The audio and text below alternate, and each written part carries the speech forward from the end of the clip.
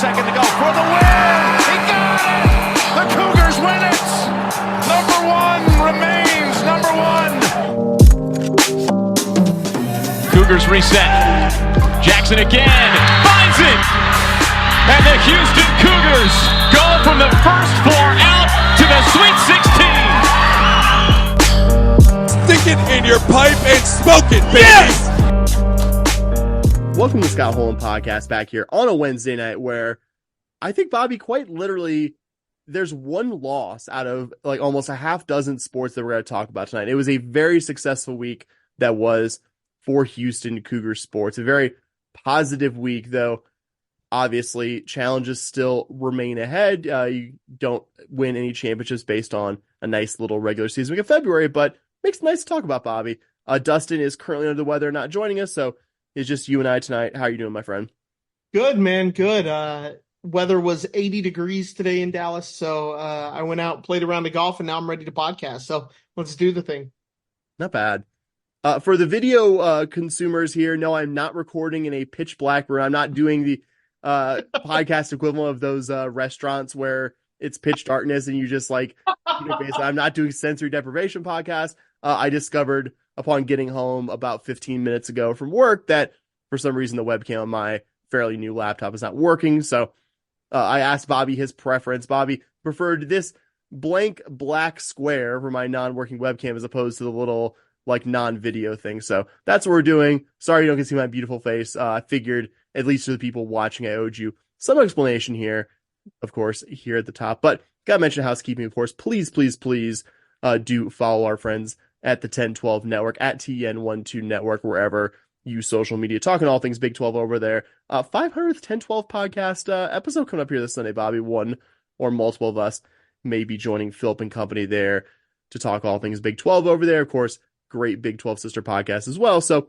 also going to mention patreon.com/SH podcast, where don't know if I'm breaking news here, Bobby, but you and I talked about this. We're going to be doing not just our usual regular pod. We'll still be talking about, obviously, the Cougar basketball postseason here on the regular feed, but we're going to be doing a conference tournament and NCAA tournament immediate recap episodes for those of you who are wonderful and generous enough to support us financially. So that's patreon.com/SH podcast if you don't do so already. And if you do, you're a fantastic person. We, all three of you, even absent Dustin, really appreciate you. Of course, got to talk about our friends at Charlie Hustle, charliehustle.com on the World Wide Web.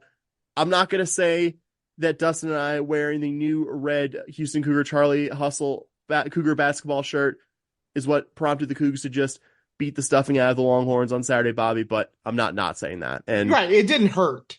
It certainly didn't hurt. Didn't hurt that Dustin and I, 2,000 or so miles apart, were channeling that positive Charlie Hustle energy towards a Cougar win.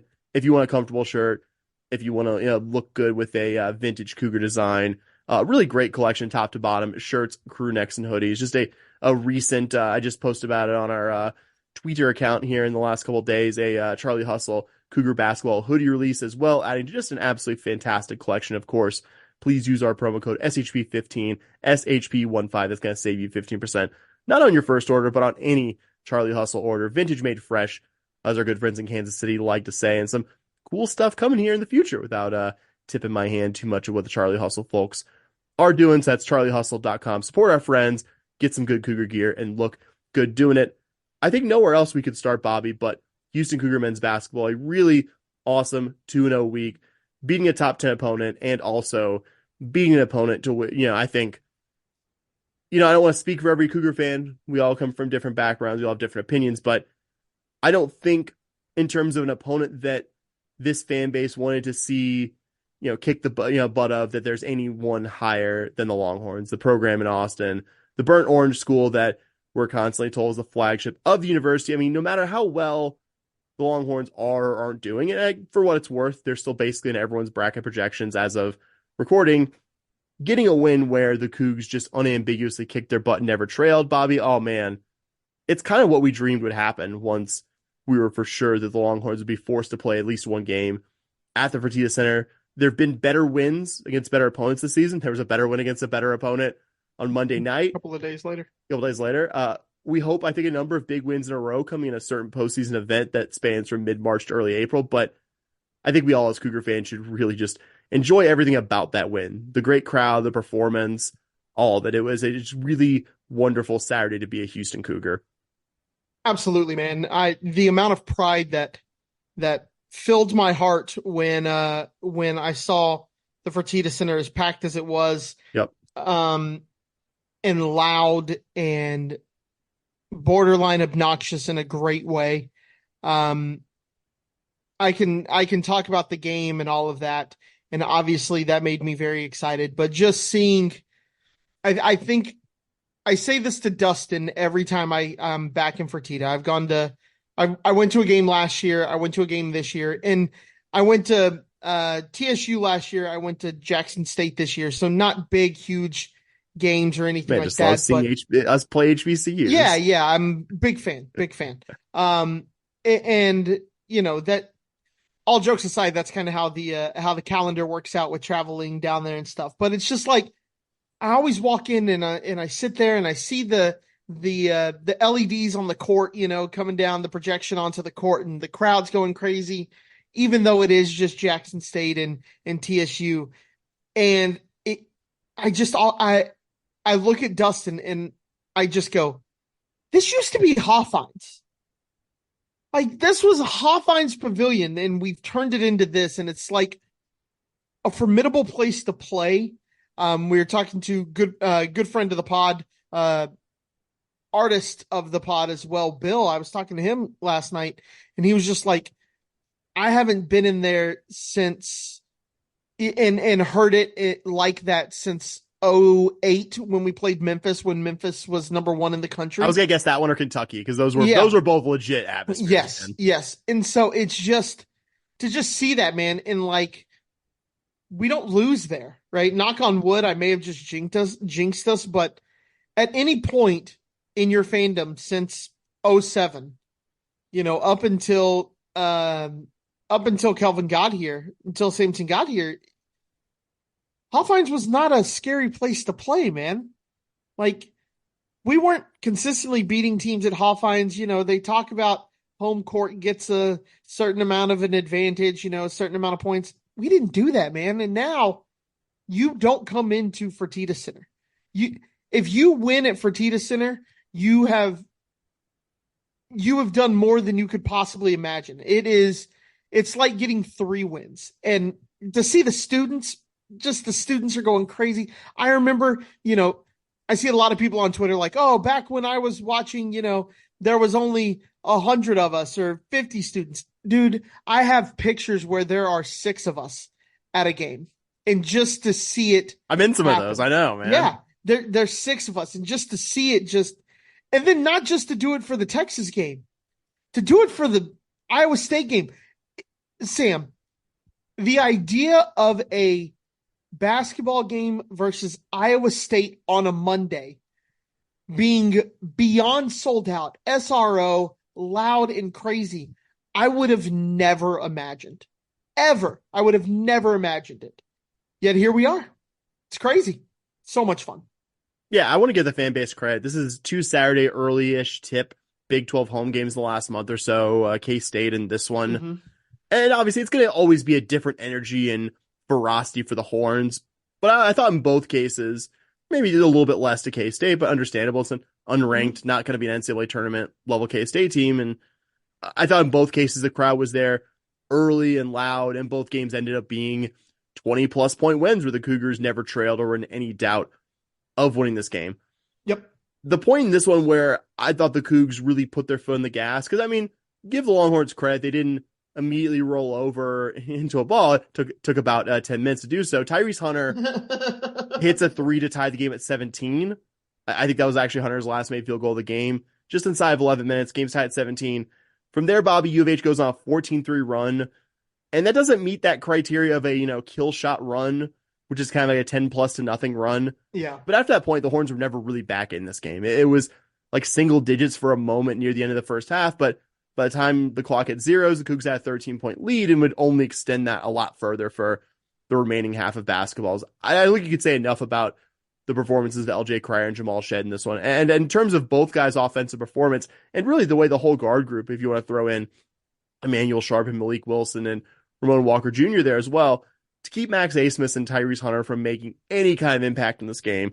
Really impressive stuff. And my hope really after the game in Austin, after Abmas scored 20 points when these teams first met, was we could just split the difference between that performance and the last time he was at the Fertitta Center when he went 1 of 13 when he was playing with Oral Roberts. And Bobby, I went back and rewatched this as well. Out of the 2 shots that Abmas made in 14 attempts on Saturday, one was like a 3 as the shot clock expired, followed by a really fucking dubious foul call to Emmanuel Sharp, and then a make and transition right at the beginning of the second half. Like, just could not have impacted the game less as the guy who's kind of been the Longhorns' leading scorer. And Jamal Shead should get the most credit there. I mean, from my vantage point, he got the most of Abmas and was clearly making his goal to not give him a moment's peace whenever the Horns had the ball. But I mean, again, I got to give credit to Sharp and Cryer, who I think have both been a big part of, for the season, one of the country's truly elite guard groups. I mean, Abmas and Hunter Bobby on Saturday, 4 of 23 from the field. And anytime you do that to any opponent's best 2 guards, it's probably going to be a good night for you. And again, also another guy after he was a really positive difference maker the first time these teams met in Austin, Dylan Mitchell, basically invisible on Saturday. I remember after that first game thinking to myself, if he can do this against us, how is he not doing this on a more consistent basis for the season? And not surprisingly, Kelvin Sampson and this team didn't allow that to happen twice. And can't say enough about LJ Cryer. So you and I have texted about this one. LJ Cryer's performance. Like, you've been a little bit critical of him, and I think rightfully so, because I really do think you look at the numbers, his offensive output has not been on the same level as it was his last year at Baylor, though I think he's contributing a lot of other different ways. But how about that game from LJ Cryer, man? Just insanity, man. Just insanity. The kind of thing you need from LJ Cryer. If this team's going to make a deep run in the NCAA tournament, you need more of these games from LJ Cryer than you do some of his games that we've seen from LJ Cryer. If LJ Cryer plays like this in March, I have a hard time seeing this team lose. If they lose, it's because somebody else didn't have their normal game, right? If you get this out of LJ Cryer, where, maybe you go up against Zach Edey and his size and talent kind of takes over. But if LJ Cryer's putting up 26, something's going to end poorly for the other team typically. Just to kind of add on to kind of some of the things you said, this game finished a 19-point game. I mean, or a 21-point game, I'm sorry. And it didn't even feel like it was that close. Like, it didn't even feel like it was a 21-point game. It felt I got ready for work almost the entire second half. I had it on and was listening, but at no point was I worried about this game. Like you said, after that little run that we went on, you know what I mean? And so it for me, the big key in the game was clearly turnovers and points off turnovers. When you look at the turnover spread, it was only 6, right? We only went 14-8, but points off turnovers were 19-4, which is pretty big, man. That's huge in a game versus a team like Texas. And like you said, shout out to Jamal Shead, absolutely locking up Abmas. Held him to 7 points, 4 assists. LJ Cryer, what else can we add on top of 26 points? Not only that, 26 points, gets a rebound in there as well.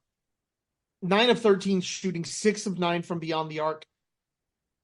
Yeah, can't ask for much more than that. Just a crazy, just so much activity on that Jamal Shead line. Like, the guy was insanely involved. Like, 11 rebounds, 6 assists, 2 blocks, 6 steals, 3 fouls and 3 turnovers as well. Like Jamal Shead was doing it all, nearly all of it. And just 16 positive. Points on top of it. Just 16 points, no big deal. Mm-hmm. I really liked also at the very beginning, so you went to Lonnie Roberts and Javier Francis early. It wasn't either guy's best game, but I think it was a good tone setter there. My personal favorite sequence from this one, I think you'll know this one, early second half, Lonnie Roberts has a really nice step back move to bank a shot in. Mm-hmm. Does the flex after getting the foul on Dylan Dessou. I would go so far as to say almost Olajuwon-esque, and I'm not somebody who likes to make that comparison, but it was really nice footwork. And then next trip down, gets back to Sue for an easy layup and hits him with the universal sign for too small. and Rodney Terry calls a timeout. Just an absolute dream sequence. Really fantastic that this also gives the Cougs a 2-game lead in the all-time series. Not that, I mean, you couldn't see them in the Big 12 tournament later this season or in the NCAAs, or I guess like in one of those multi-team feast week events around Thanksgiving. Like I don't think the Longhorns' pettiness is such that if we both ended up in the Mountain Invitational that they'd be like, no, we're withdrawing. I think that would probably be overstating a bit, but a very good chance that we don't see this team head-to-head for a very long time. And to have a 2-game lead in that is pretty fantastic. Yeah, and here's the other thing. We're good on where they don't want to avoid us anymore, right? It used to be, why would we play U of H? If we beat them, we don't get any credit for it. If we lose to them, we lose a ton. Man, now we're good. We're almost at the, why would we play the Longhorns? If we beat them, what good does it add to our resume? But it's kind of flipped. So like, I don't know if we wanted to play them, not that I think that they would be like jumping at the chance to play us, but in basketball, I could see them being like, oh, y'all want to play us? Yeah, we'll do, not to say that their egos won't get the best of them and they'll want some kind of 2-for-1 or something like that. But yeah, I think it will absolutely, I couldn't see them specifically trying to avoid us all the time.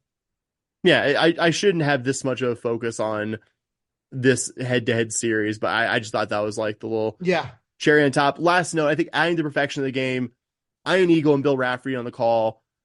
Obviously, I think my dream TV combo is Raff and Jim Nance, but I think it just added to my enjoyment of the beatdown that a TV crew I liked a lot called this one. It's probably like a March Madness association too, that I just associate those guys with March Madness, but really enjoyed that as well. Just could not think of a thing about this basketball game that I did not enjoy. It was a beatdown, and not to praise this opponent too much that I just don't want to praise, but did it against a team that will almost certainly be in the field of 68.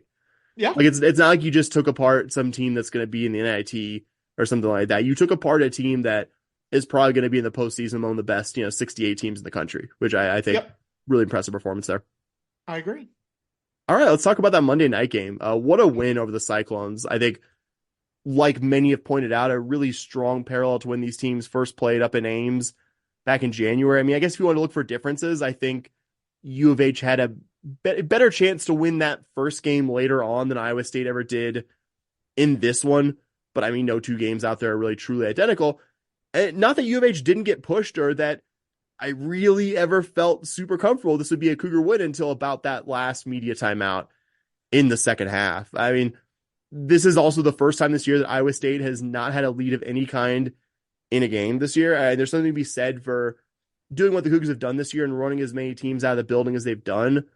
But there's also something to be said for facing a really, really good opponent like Iowa State who keeps punching you back every time you look like you might be putting this one on ice and still finding a way to win the game, Oh yeah, absolutely. It was a game that had some points of concern in it, but really this felt like one of those games, and I don't know if I told you about this game, but maybe it was our game versus Kansas, where it just felt like one of those games where the team that was leading, luckily for us, it was the Cougs, but where you kind of jump out to a lead, the parallels to their home game are quite comical, actually. But jump out to the lead, and then the opponent will cut it down to 4.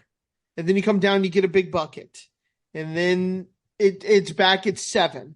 And then they come down and they go on a small little run to cut it to 3, 4, maybe 5, something like that. And then you stretch it back out to 11. And then they kind of cut it down. You kind of let them get close, but never close enough. That was how this game felt for me throughout the entire game. Yeah, and I was going to say, and if this is a team that's going to be playing games deep in March, like I think we all hope, it's going to be against opponents like Iowa State, teams who are top 10 or top 20 caliber, tough as nails, that even if they aren't exactly style-wise like the Cyclones, an opponent that doesn't have a lot of obvious weaknesses. It felt like an NCAA game in late February, not to keep going back to the well of boxing metaphors, but it was 2 really high-level teams that felt like they were landing haymakers constantly. I mean, this is an opponent, Bobby, that had lost once in the last month, and it was by 2 points at Baylor where they literally missed hitting the game winner by fractions of a second. I don't know how many different ways I could say it. A really good basketball team. If they don't fall off a cliff, good chance it's Iowa State's best regular season this century. And credit to the Cougs. I don't think I expected the 17-4 run out of the gates to start the game. I also wasn't surprised when Iowa State got back in it, cut it to 5 by halftime, and like the game with the Longhorns, I liked that the Cougs went out there trying to get Wani and Javier involved in the opening possessions.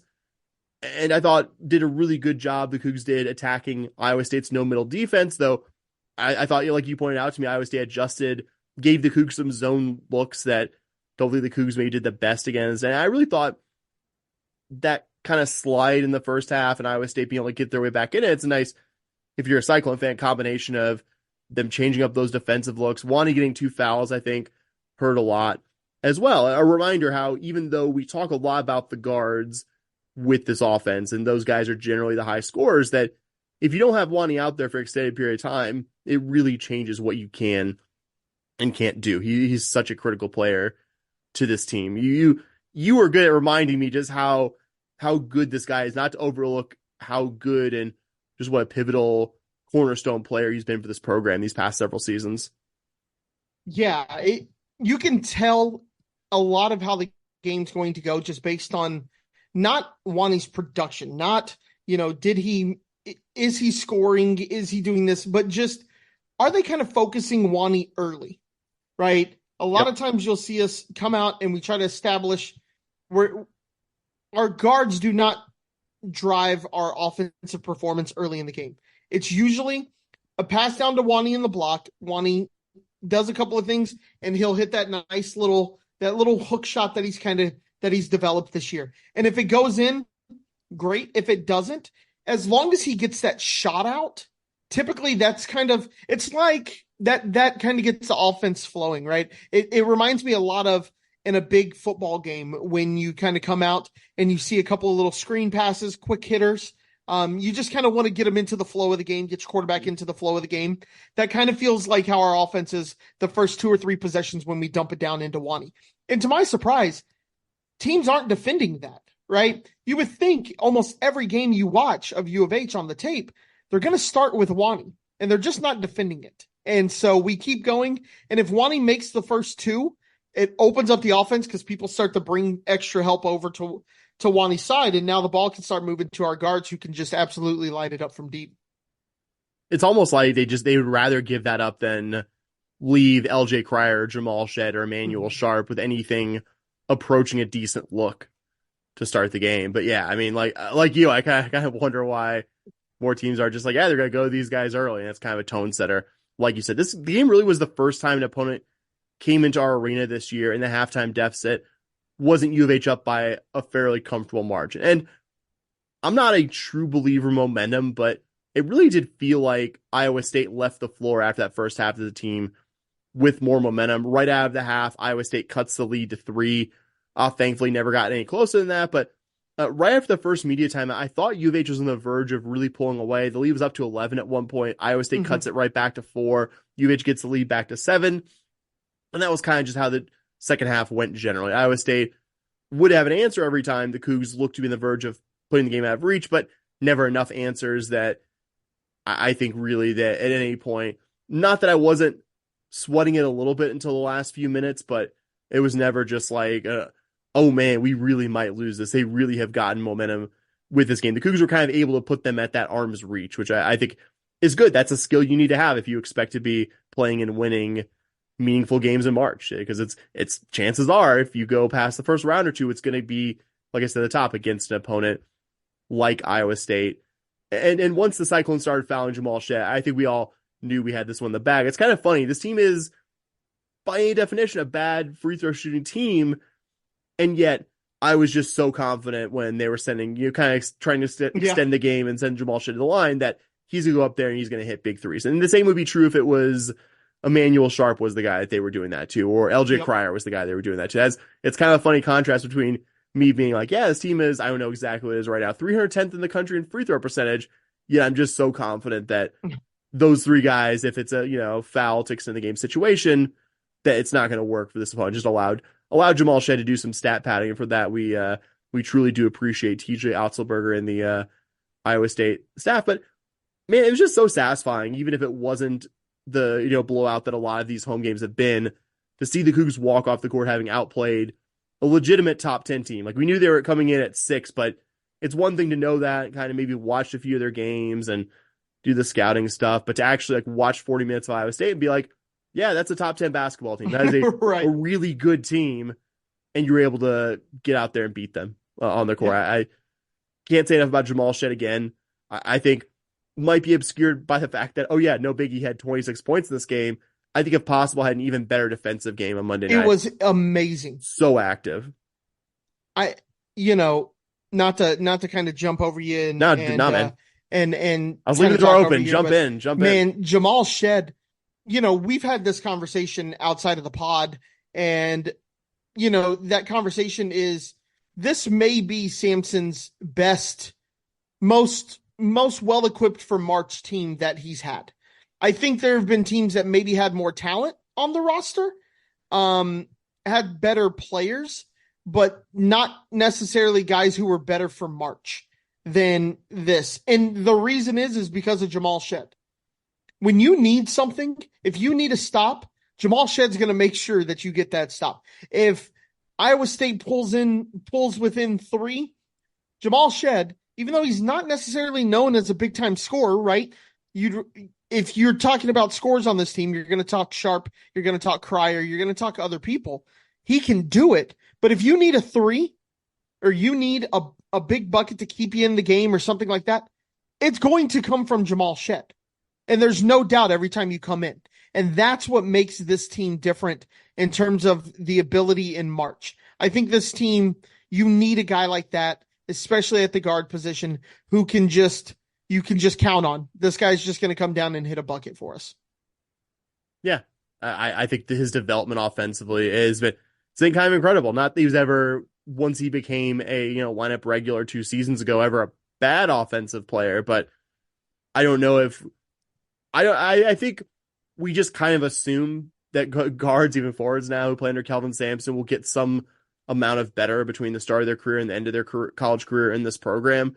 But I think Jamal Shead was already starting at a pretty good place. He came in, because that going to 2 seasons ago, they were kind of going to do a thing where Marcus Sasser was both like the lead scorer and ball handler. Jamal Shead was going to play a decent amount, but Jamal Shead wasn't anointed the guy from day one. And then, Marcus Sasser goes down hurt, Tremont Mark goes down hurt. And it's just like, all right, buddy, you're the point guard. Like, we have no choice. He had already been we'd already started seeing some really good Shead and Sasser lineups to relitigate 2 years ago season, but like, he got kind of thrown in the fire at that point.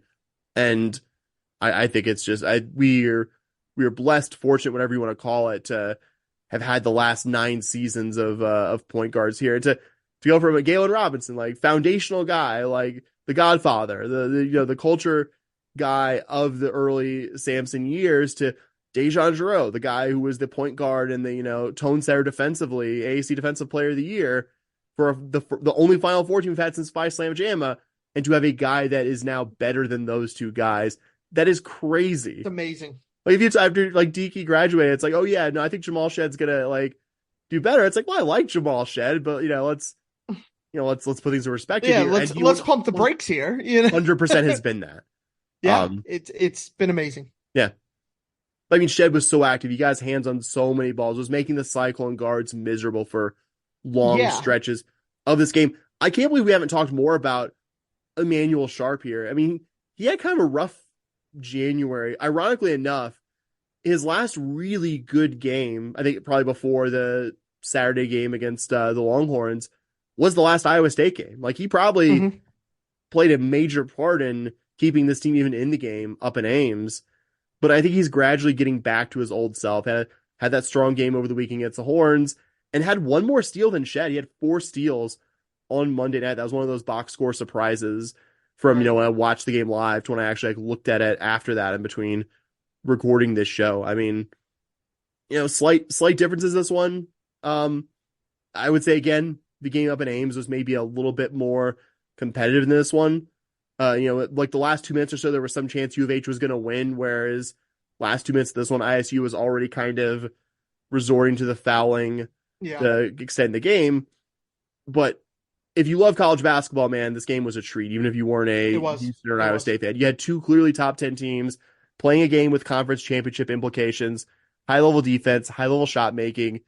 If you would have preferred a game in the 80s or 90s, you're just telling yourself that you like offense more than the actual sport. And like you said, just really awesome that it wasn't just okay, the Longhorns in the schedule thing. Like this crowd was absolutely as in their seats and engaged. And to have our friend Dustin texting us that, yeah, everyone's in their seats 10 minutes before tip off. Because that was one of the things that I really noticed when I was at Fog Allen, Bobby, was that it was about quarter till that was a 3 p.m. tip. Like it was quarter to 3, and basically my entire row was full. The entire every row of my section was full. Like you would have to like really look around to see any open spots in the arena. And just thinking to myself, I like our fan base. Our fan base has definitely got more into basketball, but like, wish I could expect that from us, that we're doing that kind of stuff now. That's really cool. And it's just a regular season game, but that's really awesome. Like you said at the top, that you and I were fans of this program during the Hoffines era. And not that I don't have many great memories watching Tom Pender's era basketball with you. Not so many watching James Dickey, though. I think you were present at the New Year's Eve UConn win, right? Yes, I was. Was that you and friend of the show, Ben? It was it was me, Dustin, Ben. Were you there? You weren't there, right? I was there. I'm trying to remember if my ex was there. I remember, maybe my ex. I just remember that us jokingly, like, how much money can we get together to take UConn?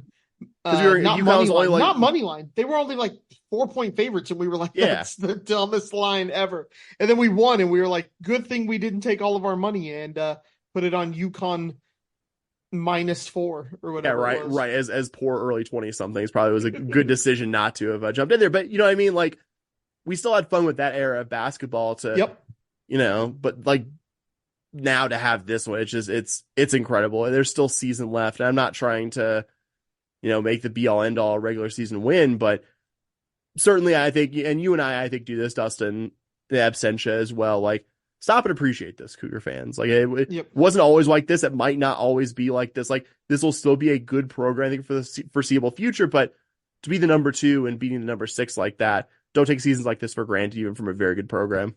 Yep, absolutely. And good thing the Cougars won this, because coming up Saturday at 11 a.m. in Waco, Bobby, is one of the very toughest road tests the Cougs will see in Big 12 play, in the form of the Baylor Bears in your one of your hometowns there at the beautiful new Foster Pavilion, a arena that definitely has a normal camera angle. Yep, it doesn't give you everything's fine. Nosebleeds if you watch it in HD. I mean, I will say it looks like a much better, because I've watched a game at the Farrell Center. It does look like a much better design. It's not just the old like domed arena, but if you want to talk shit about Foster Pavilion, I invite you to go ahead. Oh no, one of the funniest things I saw about it, and I think I told this joke on a previous episode, but everyone said, or the best tweet I saw about it was, everyone in Waco is moving into barn dominiums, including Waco basketball, or including Baylor basketball. I thought that was hilarious. I was like, that's good. That's good content there. So, no, I've been to many a Baylor game in their old stadium. I appreciate the Farrell Center for what it is, but yeah, they probably needed a new arena. I went to a volleyball game. I went to the U of H Baylor volleyball game, and it's definitely showing its age. Yeah, I was gonna say, Dustin, and former Houston Chronicle Texans viewer John McClain watched a Iowa State Baylor game. I want to say 2014, an Iowa State Baylor game there, and not a bad arena, but definitely one that was starting to show the years a bit. And considering it's a men's and women's programs that have won a national title, it's like, all right, like maybe give them y'all deserve it. Maybe slightly nicer digs. Zooming into the current year's team, though, I would say what scares me is a lot of similarities to the Kansas team that really ate the Cougs lunch up in Lawrence. They have a lot of size, 4 rotation guys who are listed 6'8" or taller, a lot of high-level shot making. They're number 3 in the country in 3-point field goal percentage, top 10 in effective field goal. And I think maybe the scariest thing for me, they're one of the best teams at getting the free throw line. I mean, the Cougs are going to play physical. The Cougs are going to, I think especially at opposing arenas, maybe playing a bit of a deficit in terms of the foul, the free throw margin, the fouls, all that stuff. Maybe potentially having to deal with guys being in foul trouble. And looking at their roster, a really good combination of, they have the high-end one-and-done guys, Jacoby Walter and Yves Misi. Proven vets also, though, Jalen Bridges, Ray J. Dennis, and Jaden Nunn. A couple guys also, Dennis and Nunn, that transferred up from smaller conference schools who look very much like Big 12 level guys. I just wanted to zoom in on the two freshmen that I mentioned for a second. Walter's a big guard, originally from Duncanville. I believe has flashed really high-level scoring ability. Should be a lottery pick. Not an efficient shooter, but I think one, that kind of comes to the territory of most freshmen who are being asked to do a lot in the offense. And two, he's so good at getting the free throw line and making those that it almost doesn't matter that he doesn't shoot a great percentage on paper. And the other guy, Misi, an overseas kid who was a super high-level recruit out of Prolific Prep, one of the big basketball factories in California, legit 7-footer with a well-developed offensive game in the post. I guess at the NBA level, maybe will be a bit of a project, but at this level, more than good enough. Really efficient scorer, is going to have a size advantage on any Cougar big man he goes against. So I think stopping those two guys, not to mention the trio of veterans I just mentioned, I think is going to be key. Baylor has an X-Factor guy, Langston Love, who missed the 3 games prior to the Bears' Tuesday night loss at BYU, only played 14 minutes in that one. If he can provide something close to his usual season stuff in terms of being a good, big shooting guard off the bench, hate to sound pessimistic about this one, Bobby, but it's going to be a hard one regardless. But if Langston Love is out there and contributing along with all the guys I mentioned, it's going to be really hard for the Cougs to win this one in Waco. Yeah, I feel much more comfortable with this game if it wasn't in Waco. Just a side note, I looked up tickets because I was like, hey, I had a lot of work and everything this past week. The office, we get a flex day if we work on President's Day, which I had to. So I was like, maybe I'll take Saturday off and do the drive to Waco. Tickets are like $400 on the resale market right now. Good God. It's insane. I love the fact Dustin and I were actually laughing about this because he was like, any chance you're going to go to the Baylor game? And I kind of saw his text and I was like, I'll respond to that here in a minute because I was in the middle of something.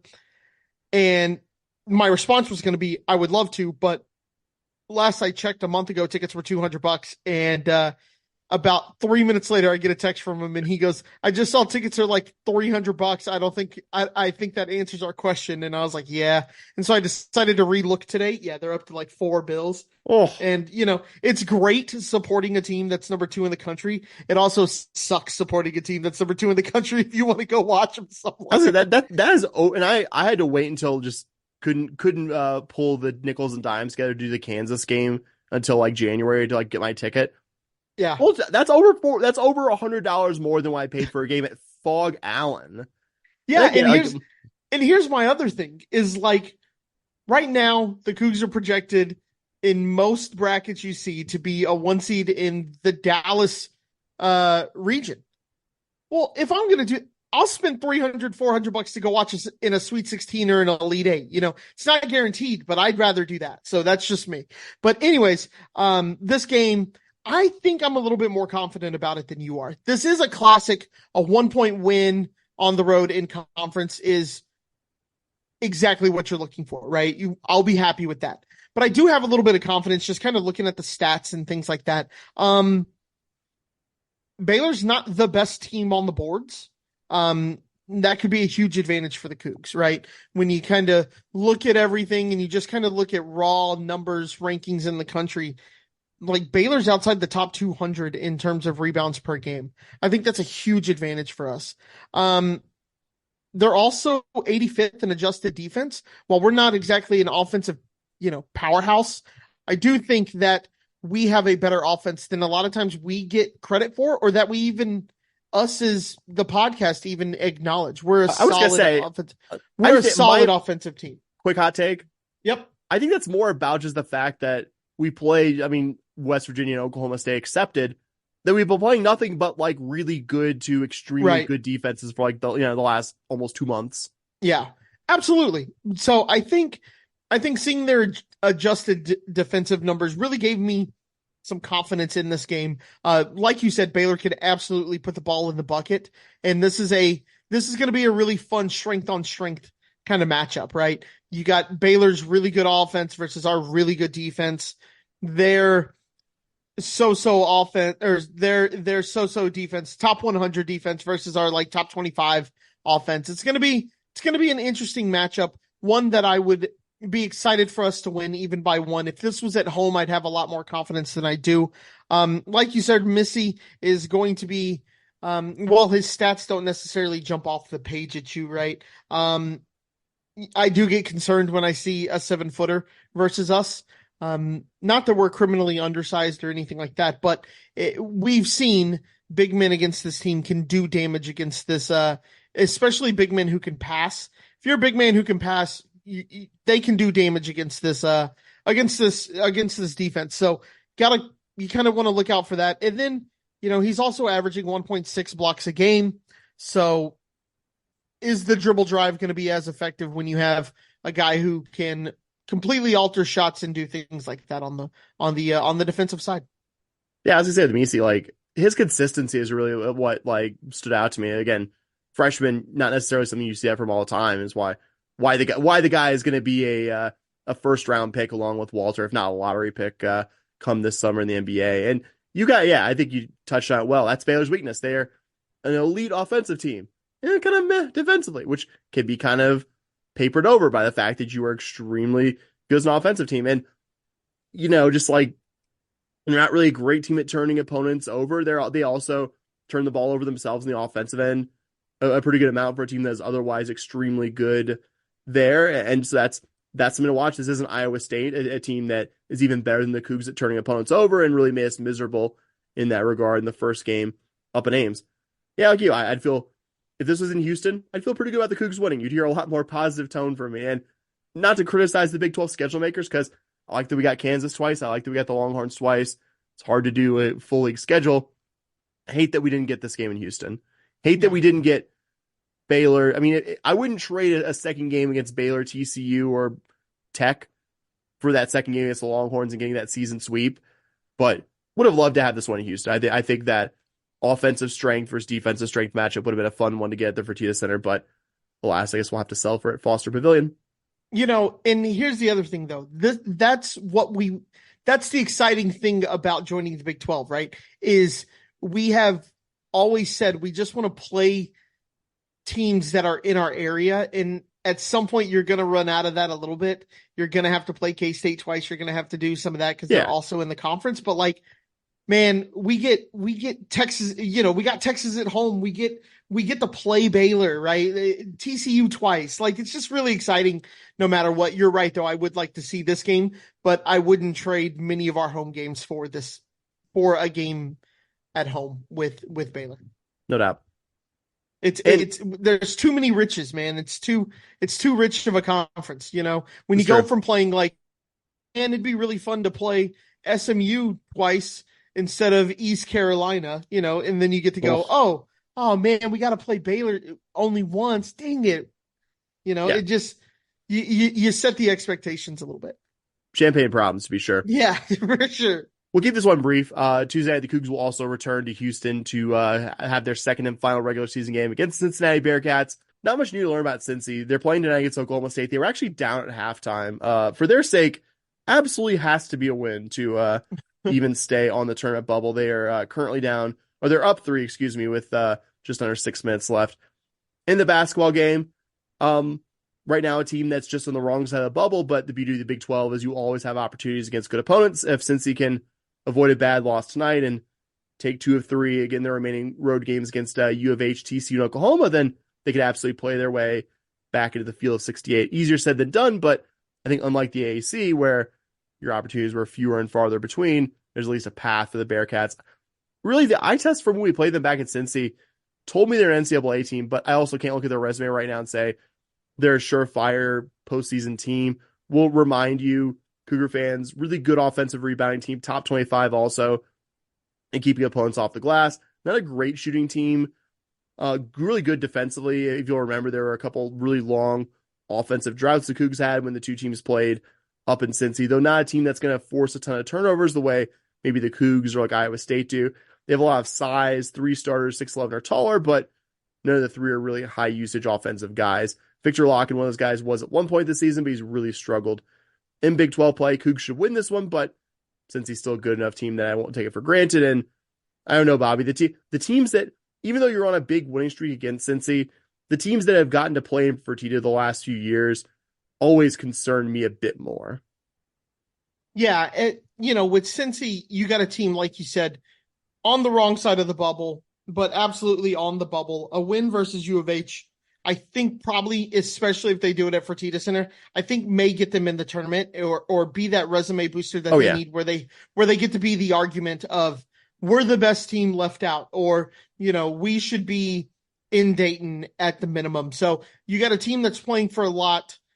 Never take for granted a team that will that's fighting for their postseason life here. No doubt. All right, Bobby, you ready to talk some baseball? Let's do it, buddy. First off, props to anyone who went out in person for some or all the weekend series. It sounds like it wasn't the nicest weather to be outside in Houston, at least for parts of last weekend. The Cougs went 3-0 against the Binghamton Bearcats. Cougs didn't get off to the best start in their opener on Friday. Were first on the board thanks to a Jake Reynes leadoff triple, but Binghamton got a couple runs in the next frame. Didn't really have any hard hit balls off of Cougs starter Jackson Jelkin, but it's baseball sometimes. I really think the only pitch Jelkin will want back from his opening U of H start is a solo homer he gave to Nick Rosselli in the third. Pretty no-doubter on that one. But credit to the Cougs, they didn't let that 3-1 deficit change their approach, took advantage of some sloppy Binghamton fielding. The broadcast noted, not surprisingly, Binghamton has not been able to go outside and do a lot of practicing in upstate New York at this time of year. And it really did kind of show on some of the stuff they misplay, which, given them the credit as Division I baseball players, I would imagine is going to be something they would misplay later in the season.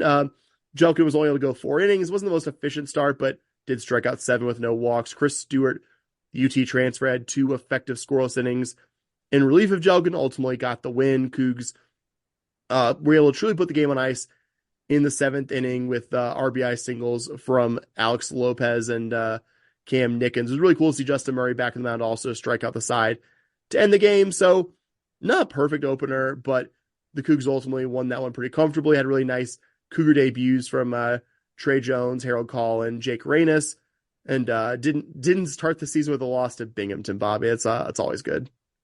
Yeah, I mean, would you like to see Jelkin be a little bit more, go a little deeper in the game? Yeah, it's also the first game of the year, so maybe arms aren't 100% where they're going to be. It really feels like this coaching staff is really focusing on Big 12 play.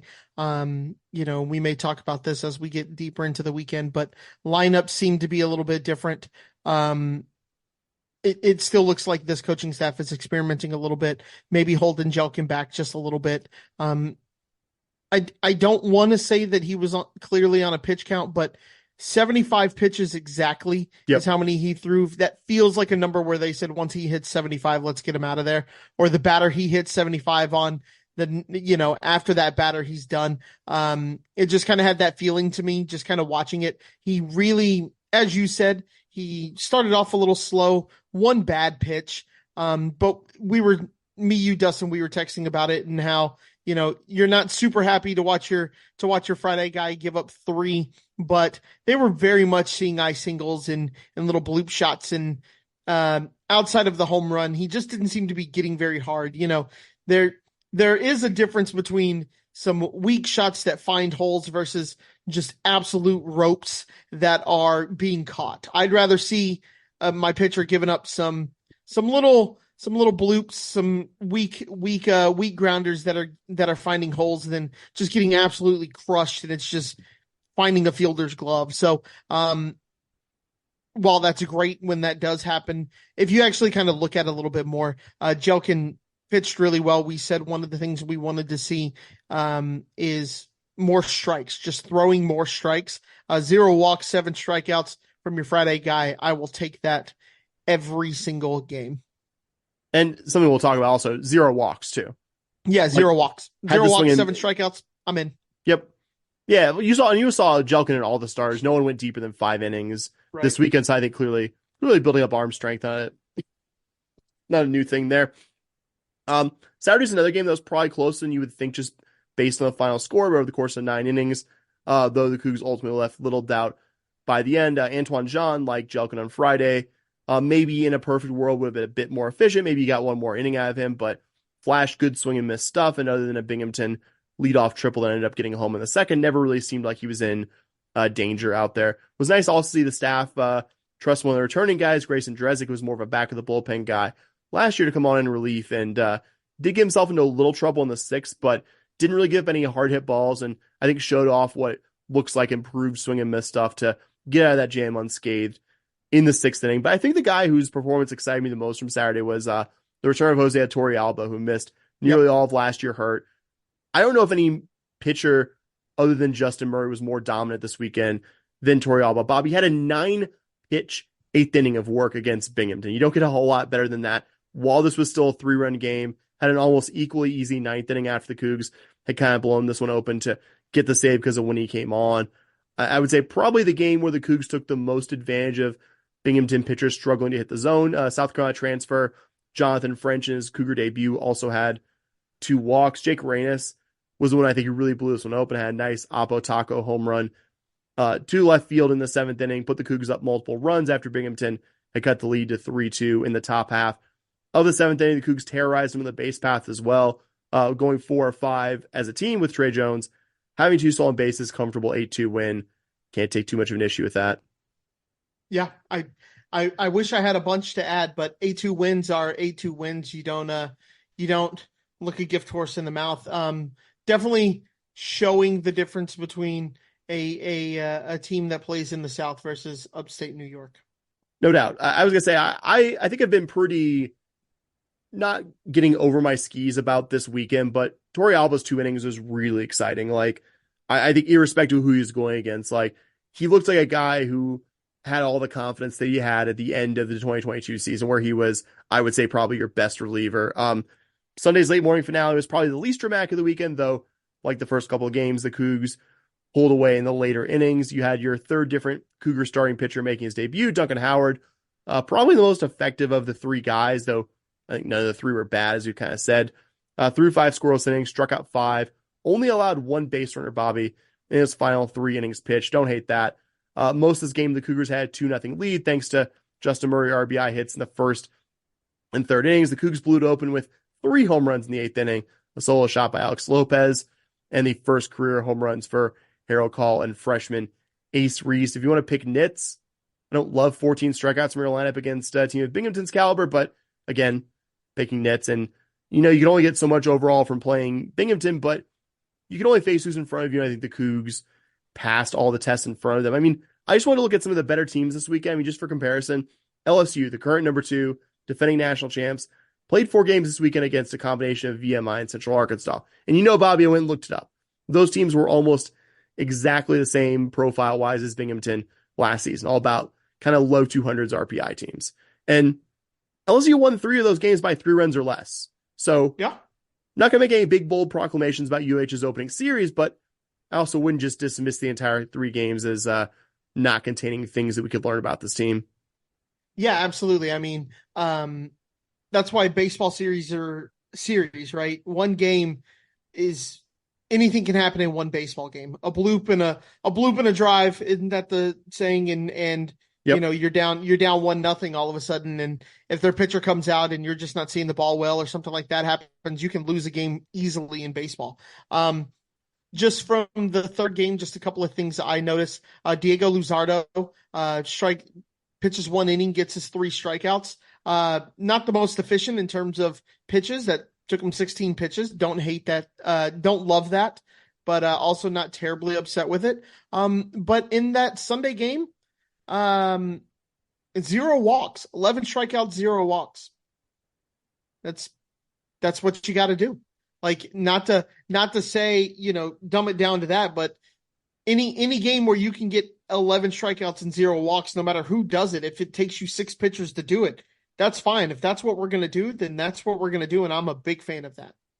Yeah, man, that's been this team's biggest bugaboo pitching wise is the free passes. And through 3 games, I think you demonstrated a pretty good job. And yeah, Luzardo also first Division I appearance. Like, say what you will about a team from upstate New York, but these are all more grown men than anyone Diego Luzardo has faced in a game on scholarship before. Too. Yeah, exactly.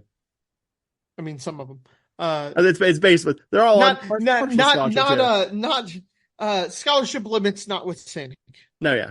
Okay, so Cougar baseball beat Prairie View 27-1 on Tuesday night.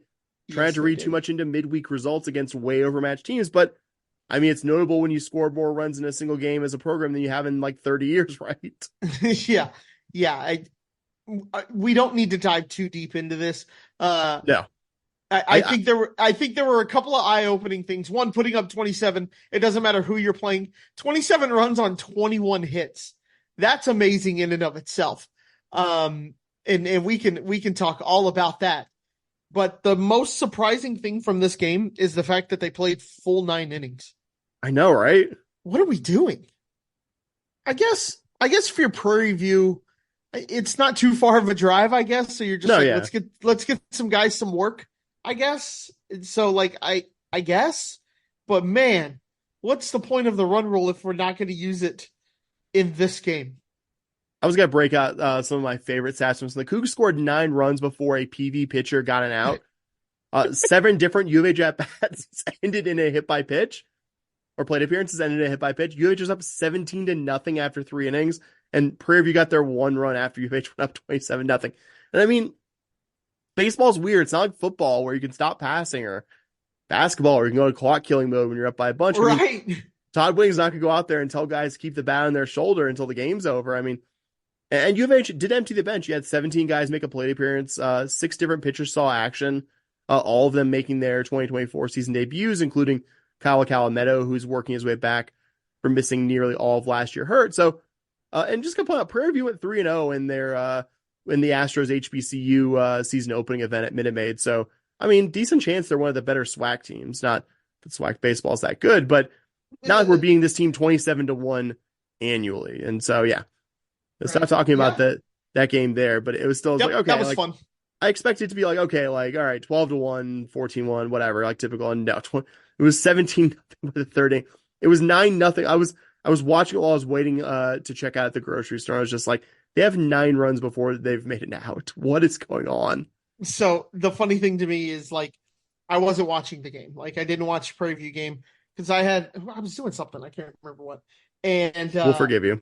And I get your text, and it's just like, I can't believe they're not stopping this after 7. And I was like, I wonder what the score is. And I pulled it up, and I was like, oh, gee, because I was like, yeah, I'll watch like the 8th, 9th innings, just kind of watch us secure the win. And it was 27-0, and I was like, I'm not even gonna watch this. That's all right. I'll read the box score to see what happened in this one. Cougs being a bit tougher of a challenge this weekend from the St. John's Red Storm. They've only played 1 game this season due to what sounds like a crazy weather weekend in Florida, but the 1 game was a 9-5 win over a top 5 Florida team, so that's a pretty loud 1-0. They chased Florida's 2023 freshman All-American starter, Cade Fisher, after 2 innings, and led 7-0 in the middle of the third in this one. Florida was able to cut the lead to 7-5, but St. John's did a good job keeping the Gators off the board for the rest of that one, and adding a couple insurance runs late. I thought it was really notable. Their lineup drew 8 walks against Florida pitchers. I mean, there's no real nitpicking when it comes to a win over one of the SEC's best programs at their stadium. I will note, St. John's pitchers only struck out 3 guys in 9 innings. And this was a team that D1 Baseball had projected 6 out of 8 in the Big East. And we're behind teams like Rice and A&M Corpus in the RPI last year. And I think the scariest thing about St. John's is that if these games are close late, like the game with Florida was, they have a much better bullpen than the team we just saw, and have a head-to-head win against an SEC team. Should expect Xavier Kohlhasser to be the Friday night guy against Jackson Jelkin. Was their projected Friday guy going into the season through 5 innings against Florida. Would guess we see Mario Pesca and Joe Massio for the other 2 weekend spots as well. We're going heavy on the Italian names here as well, as you do with the Northeast team. So I think a series the Cougs can win. Can't really say a whole lot of that team's 1-0, but I mean, I think a better opponent than the Binghamton team we just saw come through here. Yeah, I think this is a game maybe that you kind of had chalked up as a early season Northeast 3-0. We talked shit about them last week. Yeah, and then they beat Florida, and you kind of we just said anything can happen in a baseball game. So 1 game you don't want to take too much away from it, but if that 1 game's against the top 10 team, you can take a little bit from it. No doubt. All right, Bob, you want to talk a little softball? Let's do it, man. No, I mean, not a ton to talk about. The Cougs went 6-0 this weekend. Exciting stuff there. Beat UTSA really comfortably, run ruled them in the opener on Thursday afternoon, a bit closer on Friday evening. Beat Nichols 5-1, shut out UMass the next day 5-0, run ruled Nichols again on the Saturday evening game, and then beat Northwestern State in both other Sunday head-to-heads, including a 13-0 run rule to end the weekend, which I thought was notable. Did it against Northwestern State's best starter. So I think that we consider that, because we talked about this last time, as the Cougs need to not lose one of these games. Like, these are not the better opponents in the schedule. This is not the part where you need to be dropping a game. And credit to the Cougs, other than that first game against Northwestern State, who I think probably the best team you're facing this weekend, whereas 8-7 on Sunday really didn't ever leave much room for doubt. So you need to be 10-1 out of this weekend. You are 10-1. I would say not changing my large scale view of what the team is, but mission accomplished, kind of in the little picture of this past weekend. Yeah, and if you really look at the scores and kind of the statistics, it's a microcosm of what we thought this season was going to be. Cougs put up a bunch of runs, but even against some lower end competition like that, we still gave up 3 in softball is quite a bit, and when you're giving up 3 against the lower end, what's going to happen when you hit the Big 12 play? So the concerns haven't been eased, right? I'm still have the same concerns that I had going into it, but you needed to win these 6 and you won these 6. So yeah. So coming up next, Cougs will get a bit more a challenge in the Tiger Classic in Baton Rouge against LSU, Austin P, and Boise State. LSU's gonna be a tough one. LSU is an undefeated 8-0. Current number 7 team in the country, as I think I mentioned a second ago. Went 3-0 at the Clearwater Invitational this past weekend, including top 25 wins over Northwestern and Oklahoma State before the rest of that event got rained out. Bobby, they've scored 7 or more in all but one of their games this season, which is notable, given the Cougs are probably down a pitcher. Nicole Beaudue unfortunately got hurt during this past weekend's event, and I think a team that just generally we thought still has some questions to answer. In the circle, the Tigers are hitting for a 366 average as a team. This might be the most crazy stat for me, Bobby. I know strikeouts are less common in softball. Only striking out 14 times in 194 at-bats is crazy, especially when you've played like a pretty good level of a non-conference opponent so far. So that's going to be a tough one. Austin P shouldn't be too bad. They're 5-1, but haven't really played anyone of note. They were picked 4th out of 12 teams in the Atlantic Sun softball preseason coaches poll. Boise State kind of falls in the middle of the two opponents. They received a vote in the latest top 25 poll. They're 8-2 with some nice wins over Northwestern. They actually beat Arizona State and Tempe, so not going to be an easy one there either, though a bit more of a realistic possible win than LSU. I would be okay with a 2-3 weekend with that Boise State game being competitive. I'd be pretty stoked for a 3-2 weekend here. Yeah, if you can go 3-2 and you beat Boise, I think you gain a little bit of confidence. This Boise team is even though they only got 1 vote, they're still receiving votes. So they're not that I'm a softball. Would I say receiving vote? Would I say receiving vote? Yeah. No matter how you want to process that still puts them top 40. If you were really thinking about it, I mean, that's a tough game. That's a game that honestly preseason, I would say just even looking at what we've done so far, that I don't have a ton of confidence that we're going to win that game. But if you can pull that one off, that just means maybe this season is going to point in the right direction a little bit. Are we going to go out and run rule LSU or beat Oklahoma, something like that? No, the Boise game won't tell us that. But if you can keep it competitive versus Boise, maybe even pull out an upset. And to be honest with you, Sam, if we can avoid the run rule versus LSU, I would be pretty happy with that. Yeah, not even close to the run rule, either. right? Right. If you lose 7-5, something like that, like, okay, cool. I can live with that. 7-2, I'm cool with that too. You put up some runs against a really good team. Okay. But if you go out and it's 14-0, then you get a little concerned, but I don't see this team getting shut out or anything like that. Versus LSU, keeping it within a run rule and playing the full game would be pretty exciting for me. Yeah, I was gonna say a chance for your lineup who has put up some gaudy numbers against maybe not the best teams to, here's your shot. You got 3 games against varying degrees of high level opponent. If you can, even in a loss, if you can make some things happen with your bats in that one, I think you leave the weekend feeling pretty good and not just like okay, we like this lineup on paper, but a lot of what they've done is just against like outmatched teams to actually do it against like the LSU and Boise's of the world. I think it'd be pretty exciting even if it ends up coming in some losses. So 2 more sports, I guess 3 more sports. We got both men's and women's golf to talk about here a little bit at the end. We got Cougar women's basketball. And we're going to start with a loss to the Longhorns exactly a week ago, last Valentine's Day.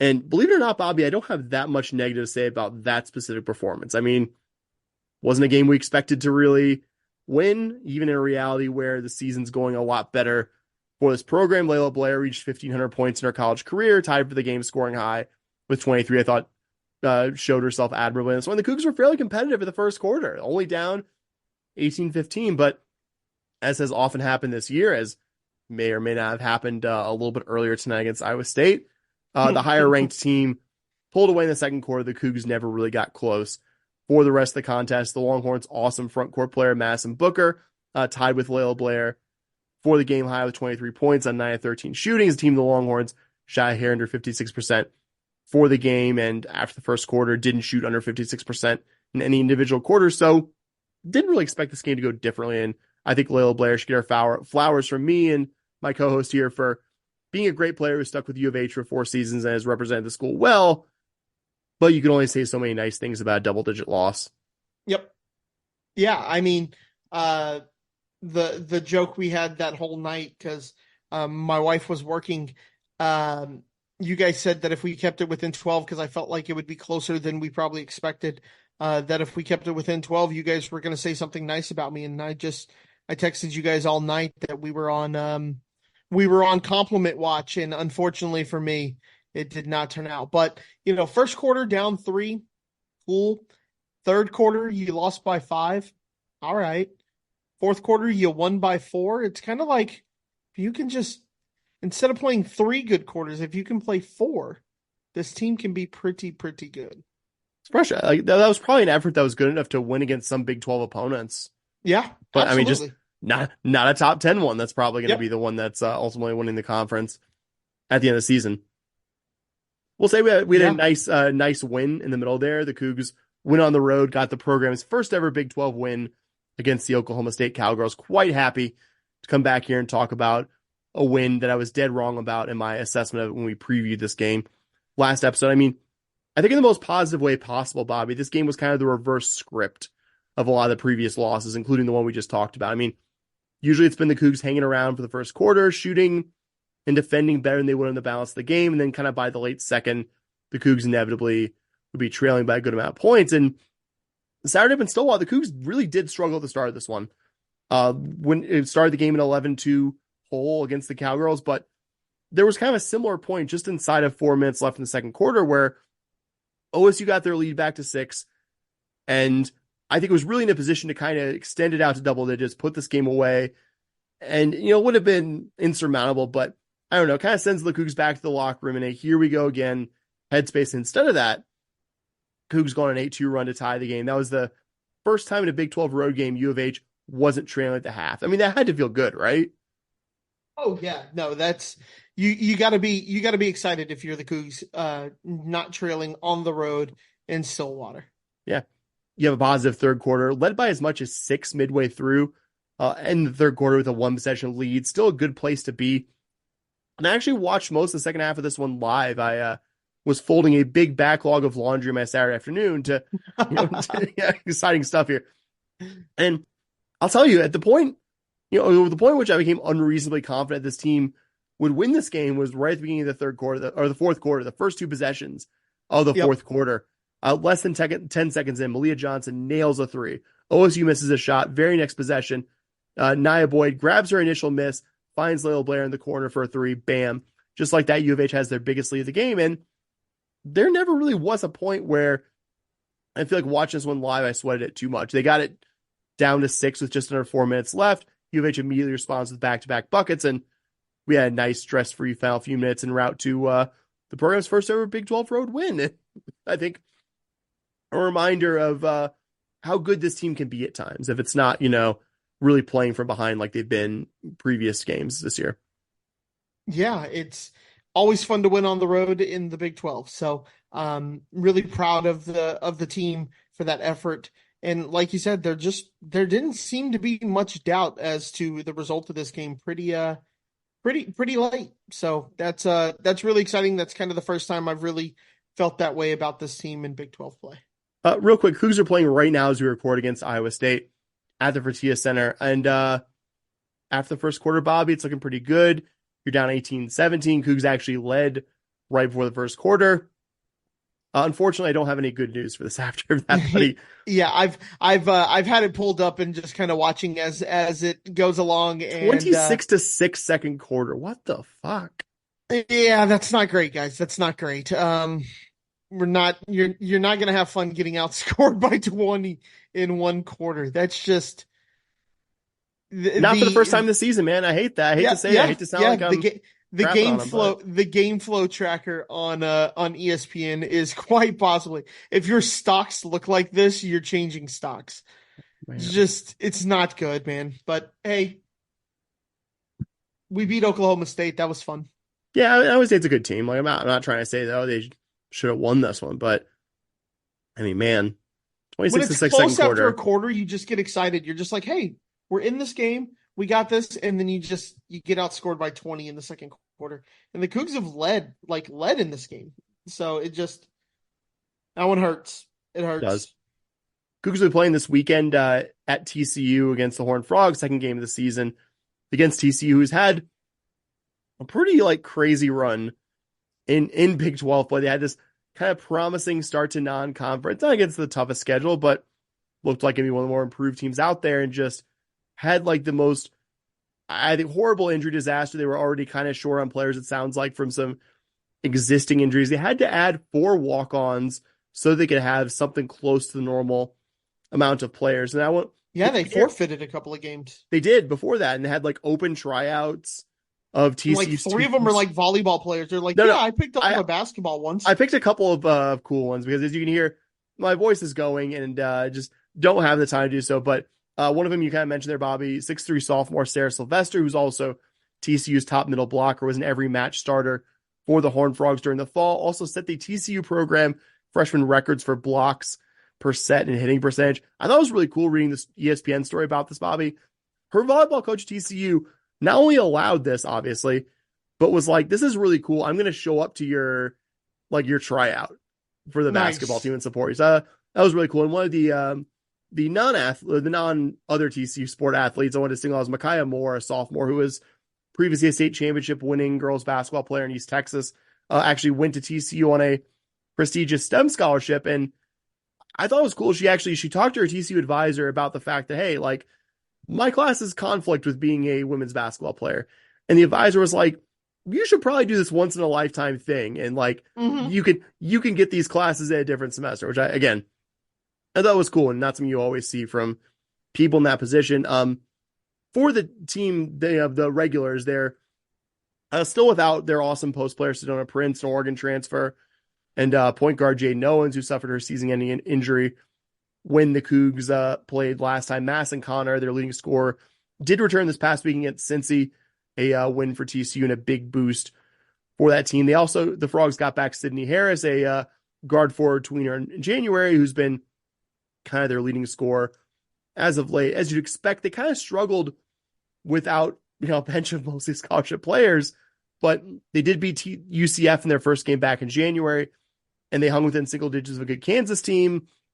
And they beat Cincy on the road this past weekend. So not wildly optimistic about the Cougs getting a road win here, but also probably still one of your more winnable chances for the remainder of the season. Yeah, and hopefully I will be at the game if something doesn't come up and cheering on the Cougs. It's probably one of our last chances to get a win this season, at least before the conference tournament. So here's to the Lady Cougs. Let's end on a good note here. No doubt. All right, Bobby, why don't you take us home with some golf talk? All right. I won't take up too much time with golf talk. There wasn't a ton that happened. The Cougs played in the male Cougars Men's golf played in the Border Olympics. You may recall last year, De La Fuente won this tournament. The Cougs did really well in it. In this one, they tied for fifth at 12 under. The leader was Illinois State at minus 32. Illinois State had the first, second, 12th, and then two 52nd place golfers. Their top two guys went 17 under and 12 under. Just an insane stat there. 17 under, won the tournament 5 strokes against his teammate. His teammate beat Reggie Joe, I believe that's how you say it, from Rice by 2. So he beat the next best, the winner beat the next best player from a different school by 7. Just an absolutely insane number. Not to just focus on Illinois State there for a second, but the Cougs tied for 5th, had a respectable showing. Last year, De La Fuente, like I said, won this tournament. He actually did not participate this year because he will be playing in the PGA Tour event down in Mexico this week. So pretty cool thing there. After he won the Latin American Amateur Championship, he got to get the invite to the Mexican Open. So super, super exciting. That's why he wasn't there. Super exciting for him. Back to the guys who participated. Austin Riley went out, shot 8 under. Placed 5th in the tournament. Chi Chun Chin, 4 under, placed 15th. Actually was sitting pretty after 2 rounds. Went 2 over in his 3rd round, kind of dropped him 11 places. And then Grant Doggett came in 44th place with a 4 over. Wolfgang Glow came with a 2 over, placed 39th. So overall, an all right tournament for the Cougs. You beat the teams you probably should have beat. You would have liked to have seen it a little closer to the top, maybe 14, 15 under. But the one bad round is kind of the bugaboo for the Cougs. For example, Austin Riley goes 4 under, 3 over, 7 under. If you fix that 3 over to a 2 under or to an even, you save 3 strokes there. You are much closer to that second place, to that tied for second at 16 under. So maybe it doesn't get you there, but you take these over par rounds, you turn them to even, right? Grant Doggett goes 6 over in his first round and then goes even in 2 under. Maybe you turn that 6 over into a 3 over or 2 over. Just those little things will hopefully we see develop from the Cougs, but that's kind of the bugaboo, and that's what makes golf the most frustrating sport that I've ever played. So I was just gonna say real quick, I don't think, go ahead.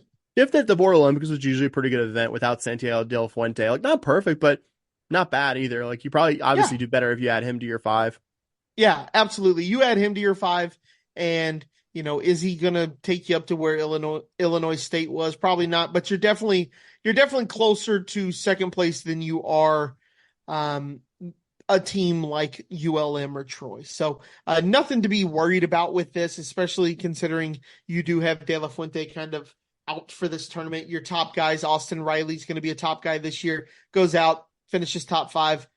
Goes 8 under. And just like I said with the baseball team, seems like we're playing a little bit with the roster of who's going to actually be playing the 5. And the coaches are certainly trying to figure that out still. So don't jump off the Cougar bandwagon when it comes to men's golf if you were on it.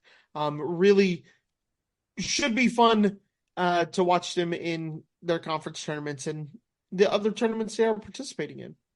And then for women's golf, they had the week off. I don't know if we talked last week about the Nexus Collegiate. Cougs finished 6th in that. They gained 2 places from day 1. They were really kind of struggling with some of the rounds and consistency from some of the players. I won't go too deep into those results since they are a week old now. But upcoming is the Chevron Collegiate, which is hosted by the Cougs. It will be at the Golf Club of Houston, and it is free admission for anybody who wants to go. So Monday and Tuesday next week, I highly recommend just go check it out. If you're in the area, you work in Humble or something like that, or you live in Humble, just go. They're fun. You get to go walk around the Golf Club of Houston. The Cougs as you can assume, golf teams never get the support that basketball or anything like that does because, they don't play at home all the time. So yeah, go check it out. It's a fun trip. I'm sure you'd have a good time creating a little bit of a home field advantage for the Lady Cougs. They'd really appreciate it. I know that. Yeah. It's You'd be the two tournaments I've been, they've been super appreciative that I've been there for it. Yeah, you'd be supporting one of the best teams in this athletic department, and also, just pound for pound, your presence there does a whole lot, which I always think is really cool. That's why I'm going to be trying to be there in a couple of weeks when they play out here in Vegas. Yeah, it's a fun time. It's free, so go out there, get a nice walk in, if nothing else. It's probably going to be nice weather down in Houston. Not that I've really checked their weather, but yeah, it's worth your time. It's definitely worth your time. All right, so before I get into another coughing fit or lose my voice any further, I will just here at the end say we love and appreciate every one of y'all that support us financially, patreon.com/SH podcast. We do appreciate those of you that listen to us every week, even if you are not a patron. If you haven't done so already, please don't hesitate to give us a review in your podcasting app of choice. I will dust off Dustin's joke here. It is free $99 to do so, to give us 5 stars wherever you listen to podcasts. Follow us on Twitter at SHPAWDcast. If you like something or don't like something or want us to talk about something we're not talking about, shpodcast@gmail.com. I think I covered it all, Bobby. Really appreciate Blue those. Sky, you forgot about Blue Sky, buddy. Podcast.bsky. I got my follow back earlier this week. Follow back. So look at you, keeping me honest, making sure I mention the Blue Sky. I'm sure somewhere, Dustin, there's like a solitary tear of joy going down his face that you kept me honest there at the end. So we'll take us out here. What do we always say at the end, Bobby? Go Cougs. Go Cougs. Vamos los Cougs. Go Cougs. Go Cougs. All right. Go Cougs.